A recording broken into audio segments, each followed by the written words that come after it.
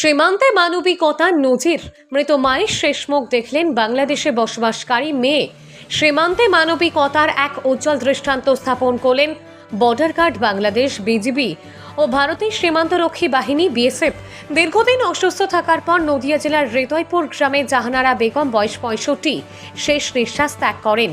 তার এক মেয়ে বাংলাদেশের চুয়াডাঙ্গা জেলার দামোহরা উপজেলার আনন্দবাস গ্রামে বিয়ে করে স্থায়ীভাবে বসবাস করছেন। মায়ের মৃত্যুর খবর পেয়ে মেয়েটি উদ্বিগ্ন হয়ে পড়েন। শেষবারের মতো মায়ের মুখ দেখার আকুতি জানান।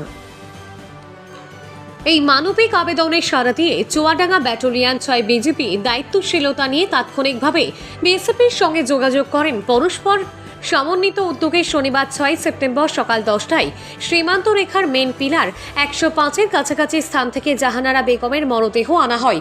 সেখানে মেয়েটি শেষবারের মতো মায়ের মুখ দেখার অনন্য সুযোগ পান। চুয়াডাঙ্গা ব্যাটালিয়ন 6 বিজেপির পরিচালক লে কর্নেল নাজমুল হাসান বলেন, এই ধরনের মানবিক উদ্যোগ শুধু দুই দেশের বাহিনীর মধ্যে সম্পর্ক জোরদার করে না, সীমান্তবর্তী সাধারণ মানুষের মধ্যে আস্থাও গড়ে তোলে।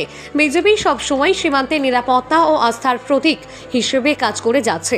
বিএসএফও একইভাবে মানবিকতা দৃষ্টান্ত স্থাপন করে চলেছেন। বাংলাদেশে বসবাসকারী মেয়ে বিএসএফকে কৃতজ্ঞতা প্রকাশ করে বলেন, আমার মায়ের শেষ মুখ দেখার এই সুযোগ পেয়ে আমি অসীম কৃতজ্ঞ। বিএসএফ এবং বিজেপির মানবিক সহযোগিতার জন্য আমি চিরকাল তাদের কাছে কৃতজ্ঞ থাকব।